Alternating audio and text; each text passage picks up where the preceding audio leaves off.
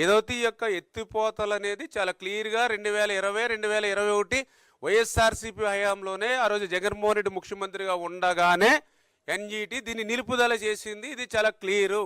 దీనికి తెలుగుదేశం ప్రభుత్వానికి దీనికి చంద్రబాబు నాయుడు గారికి సంబంధం ఏముంది? వాళ్ళు రాజకీయ ప్రయోజనాలు కావాలి.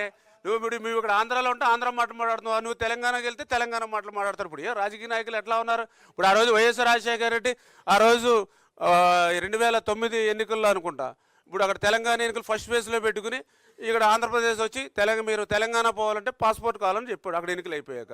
ఏం చెప్తాం? అట్లా రాజకీయ ప్రయోజనాలను ఆశించి మాట్లాడుతున్నటువంటి వాళ్ళ గురించి మనం మాట్లాడలేము కదా.